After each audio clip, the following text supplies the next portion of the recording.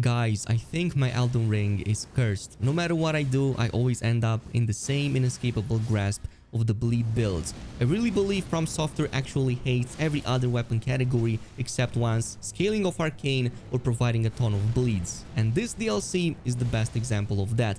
Not only do we get one of the highest damage weapons in the game, it also gets one of the highest bleed buildups, and if that wasn't enough, we now have weapon skills that scale of arcane, which actually deal magical damage, which in reality is electric damage, but that still scales of magical boost effects. You could not make this up if you wanted to, however, it all looks absolutely amazing, so we're going to check it out in today's video. So this build has 3 weapons it focuses on, all really great and all scaling of arcane for their primary damage. We have the Blood Fiend's arm, the Blood Fiend's spear, and finally this absolutely massive unit called the Ancient Meteoric Greatsword. All of them are absolutely amazing, but the one that deals the highest damage is probably going to be the Blood Fiend's arm. Reason being is because this has a few advantages that makes it super unique. One of them is that it still retains a very high arcane scaling even when changed to the bleed affinity, plus a very high strength scaling too of pretty much C. For some reason Dex only gets an E. So now that you have this, you will notice that your bloodlust build-up just went to an absolutely maddening 220 give or take, depending on how much arcane you have. But this has to be by far the highest and most odd scaling I've seen up until now, but I'm absolutely loving it. To put things into perspective how big that is, it only takes one single heavy bonk in the head to basically cause a massive hemorrhage, which I will admit looks extremely funny. What makes this weapon special is that you don't need any dexterity to make it work. You can actually use it on a strength/arcane build, fully investing into those 2 points. Now the other weapon we're using, again scaling of arcane, is going to be the Ancient Meteoric Greatsword, and you see the scaling on it, it's only a D into arcane, it's a B into strength, so you're wondering how the hell does this work. But let me tell you this, it has a very special unique skill, and I really mean that. The White Light Charge. This is actually a magical attack. If you look at the weapon itself, you're going to notice that it lists magical damage in this case.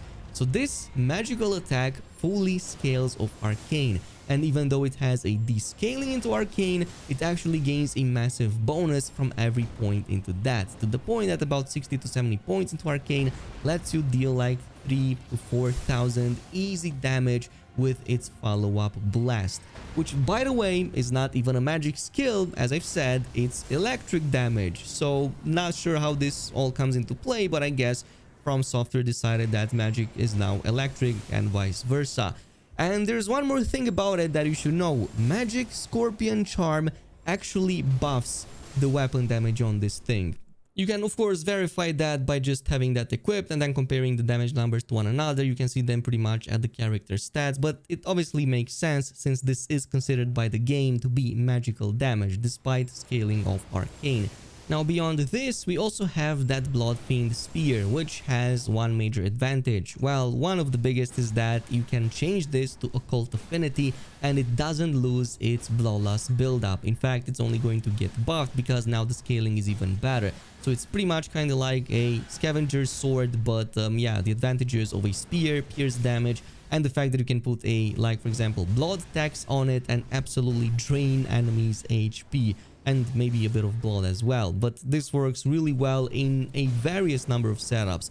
You can go in full guns blazing, you can go in with a shield, you can go in yeah, very aggressive or very defensive and still come on top in both of the situations, and you still have a gap closing ability and almost like a ranged attack. I'm saying almost because, well, you're the projectile, you're moving forward with that Meteoric Greatsword. So let's go over the build itself and how it looks like. We're of course going to go with the following, well, 40 points into strength, or well, 35 because we have 5 from the Horned Warrior helmet, and pushing towards 70 into arcane. Arcane is going to be our main stat over here. I did test this around, and you can totally do the other way around and go more into strength. But since the Meteoric Greatsword has by far its highest damage from its weapon skill, we want to boost that arcane as much as possible. And because the Blood Fiend's Blood Arm has such a good arcane scaling regardless, we do want that as high as possible. And the same goes for the spear. From that point on, 60 vigor, a bit of mind, endurance, you're going to need it pretty high because of one of the armor sets we're using. And yeah, that's pretty much it. It's pretty straightforward. As far as gear, armors, and talismans go, of course, I went with the Horned Warrior helmet on one side because I want to just save a bit of weight and not go too much in endurance.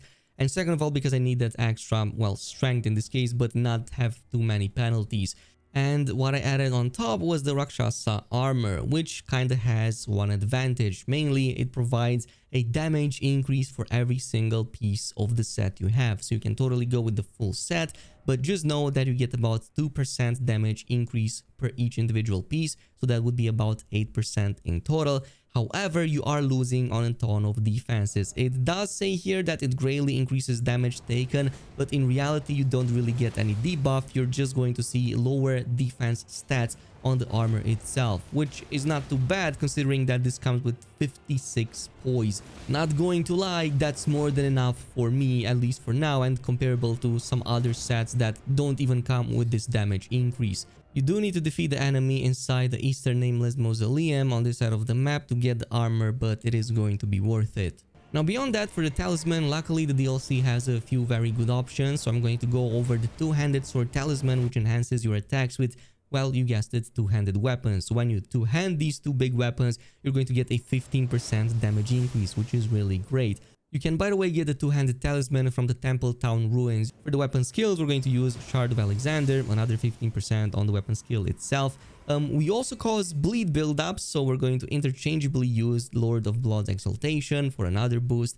And I'm also adding an Axe Talisman here, specifically because it enhances charged attacks, which, by the way, we're going to be pulling off with Bloodfiend's arm, since we're going to use a Royal Knight's Resolve on it and then supercharge a very heavy hit with it. That is how we basically pull off those big damage numbers.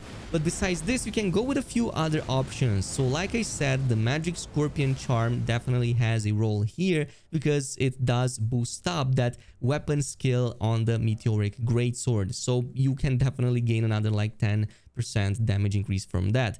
Since you also do a ton of stagger and stuns, Blade of Mercy can also work really well over here. You can definitely also take advantage of the critical hits, especially in boss fights. You do get off after like 2-3 hits maximum against most of the bosses, which is going to ensure you're getting like 20-30 seconds of good uptime on this.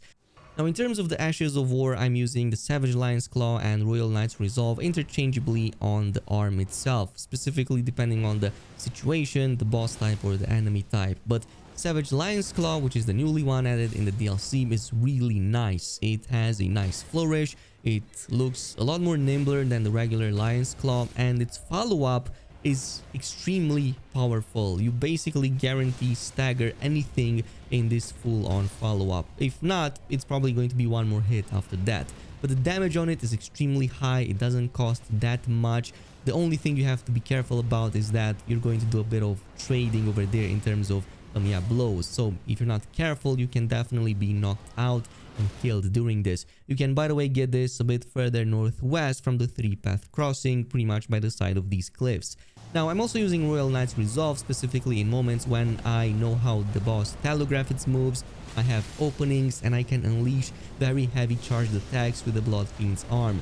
This is the reason why you're seeing some of those really high damage numbers. Besides that, if you're going with the spear and maybe going with the shield, playing a bit more defensively, you can also use blood tax. And I love this and how it works. It causes bleed build up relatively well, and because just blood tax being a good Ash of War, it generally just keeps enemies at bay. Even ones that tend to kinda go through many of your attacks. Even like the Fire Knights, they definitely seem to be very weak against this attack, and you also get to heal. The only problem is the very low reach of the spear. If it was longer, it would probably be way too busted. And obviously the Meteoric Greatsword, this is what I'm using outside of these situations when I just want to have fun. This is the coolest weapon by far in the DLC, and I really mean that. The way it charges up, the way you charge forward, the way you unleash that powerful attack, the fact that it's very high damage, and it looks cool as heck, all contribute to this making an absolutely must-have weapon, to be honest. I really wanted to build around something like that, and I'm so glad From Software actually implemented a weapon that permits something like this. So of course, the biggest reason to get it is again because of that high charge speed and because the white lightning charge attack follow-up causes the explosion that most of the time staggers bigger enemies or throws everybody else back on their faces. So nothing can escape it. Plus, you can again use a shield in your other hand, assuming that you have the endurance for it. You get these weapons, by the way, in the case of the arm and the spear from the prospect town. Enemies here seem to have a very high chance to actually drop them. It only took me a few minutes, but maybe that was just very high luck on my part. And then for the meteoric greatsword, you can get it from the ruined forge of Starfall Past, very close to the Murth ruins. It's an actually easy setup. I covered that in the video before this, so totally refer to that if you want to. And yeah, that's about it with the video. Let me know down below if there's any other setups that you run with that are equally or maybe even more powerful than this one. I would really love to know your suggestions down below. Thanks so much for watching, and I'll see you in the next video.